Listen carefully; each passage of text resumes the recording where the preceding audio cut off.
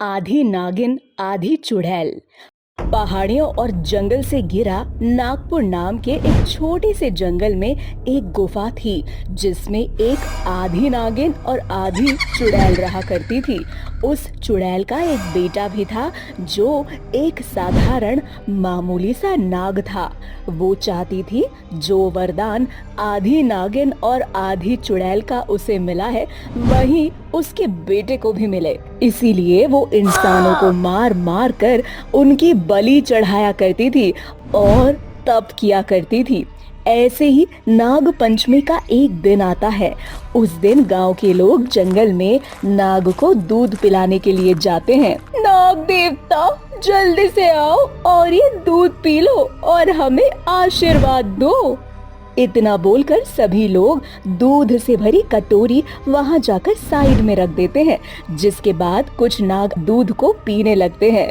वहीं दूसरी ओर गुफा के अंदर बैठी चुड़ैल ये सब कुछ चुपके से देख रही होती है और खुद से बोलती है, अरे ये क्या, मैं तो भूल ही गई थी कि आज नाग पंचमी है। आज मेरे पास अच्छा मौका है।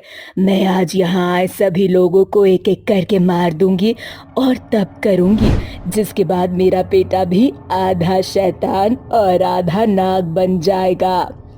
अब चुड़ैल अपने बेटे से बोलती है, देखो बेटा, गांव की कुछ औरतें आज नाग पंचमी वाले दिन नागों को दूध पिलाने के लिए आई हैं।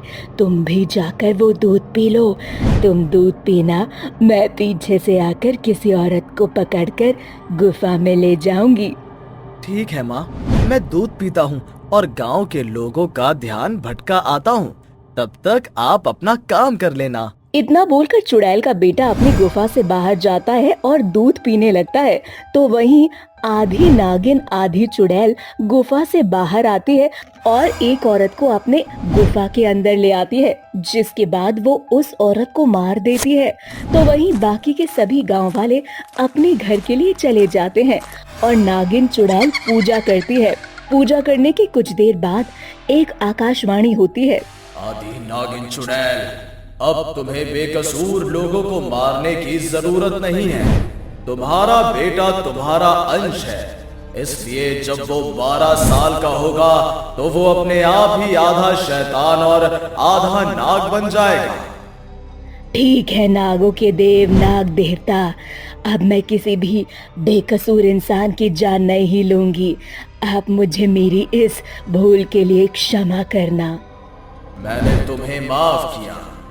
जिसके बाद चुड़ैल बेकसूर लोगों की जान लेना बंद कर देती है। ऐसे ही कुछ दिन बीत जाते हैं और गांव का एक सेठ जिसका नाम धनी लाल होता है, उसका एक पुत्र होता है। धनी लाल अपने बेटे से बहुत प्यार किया करता था, इसीलिए वो उसकी हर बात मानता था। ऐसे ही एक दिन उसका बेटा बोलता है, पापा, हम इतने अमीर हैं, हमारे पास इतनी सारी बंदूकें भी हैं। माँ मुझे कहानियां भी सुनाती हैं कि हमारे दादा परदादा शिकार करने जंगलों में जाया करते थे। अब मैं भी बड़ा हो चुका हूँ, आप भी मुझे शिकार पर ले चलो ना। पर बेटा, पहले का समय कुछ और था, आपका समय कुछ और है। अब हम बेकसूर जानवरों की जान नहीं ले सकते। मुझे कुछ नहीं पता, मुझे भी शिकार पर जाना है और दादा की तरह हाथों में बंदूक लिए शिकार करते हुए भी प्रिंटिंग बनवानी है। अपने बेटे की आवाज सुनकर धनीलाल की बीवी वहाँ आती है और धनीलाल से बोलती है, अरे जब हमारा बेटा इतनी जिद कर रहा है तो आप उसकी बात मान क्यों नहीं जाते? आप उसे किसी पर गोली मत चलाने दीजिएगा, पर शिकार कैसे किया जाता है वो तो सिखा दीजिए। इसका मन भी बहल जाएगा और इसकी खुशी देखकर हम भी खुश हो जाएंगे। अपनी बीवी के कहने पर धनीलाल बंदूक लेकर अपने बेटे के साथ शिकार पर निकल जाता है।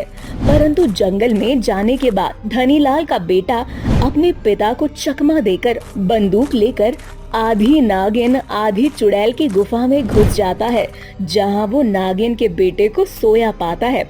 उसे सोया देख धनीलाल का बेटा उसका शिकार करता है और आधी नागिन आधी चुड़ैल के बेटे को मार देता है।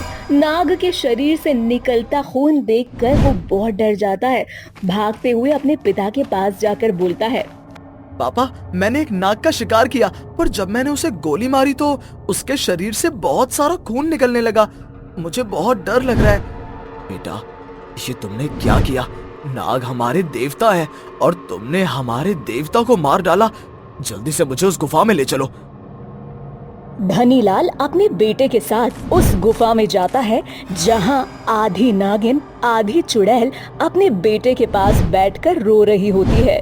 धनीलाल के बेटे और धनीलाल को देखकर उसे पता चल जाता है कि उसके बेटे का हत्यारा कोई और नहीं बल्कि धनीलाल का बेटा ही है। जिसके बाद चुड़ैल गुस्से में बोलती है, तेरे बेटे ने मेरी बेटे की जान ली है, इसीलिए मैं आधी चुड़ैल आधी नागिन तुझसे वादा करती हूँ, 2 दिनों के अंदर अंदर मैं तेरे बेटे की जान ले लूंगी। चुड़ैल की ये बात सुनकर धनीलाल बहुत डर जाता है और अपने बेटे के साथ घर आ जाता है। घर आने के बाद वो पहाड़ी वाले बाबा को बुलाता है और सारी बात उसे बताता है। जिसके बाद पहाड़ी वाले बाबा धनीलाल से बोलते हैं, वो आधी नागिन और आधी चुड़ैल है, ये उसे वरदान मिला है, परंतु तुम्हारे बेटे ने उसके बेटे की जान ली है, इसलिए वो अपने बेटे की मौत का बदला जरूर लेगी। पर बाबा, ये मेरा इकलौता बेटा है। कई सालों तक मैंने मन्नतें की हैं, न जाने कहां कहां गया, तब जाकर मुझे संतान की प्राप्ति हुई। अगर उसे भी आधी नागिन चुड़ैल मार डालेगी तो मैं कैसे जी सकूंगा? मैं तो मेरे बेटे के बिना मर ही जाऊंगा। अब आप ही कुछ उपाय निकालिए। पहाड़ों पर सालों से हम तप करते आ रहे हैं, जिसके बाद हमने अपनी शक्तियों से एक जड़ी बूटी तैयार की है। तुम मेरे साथ चलो और अपने बेटे के हाथ से उसके मरे हुए बेटे के शरीर पर ये जड़ी बूटी लगवा देना, जिसके बाद उसका मरा हुआ बेटा पुनः जीवित हो जाएगा।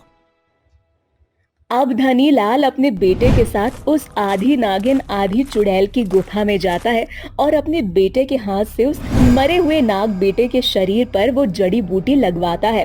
कुछ ही देर बाद उसका बेटा जिंदा हो जाता है।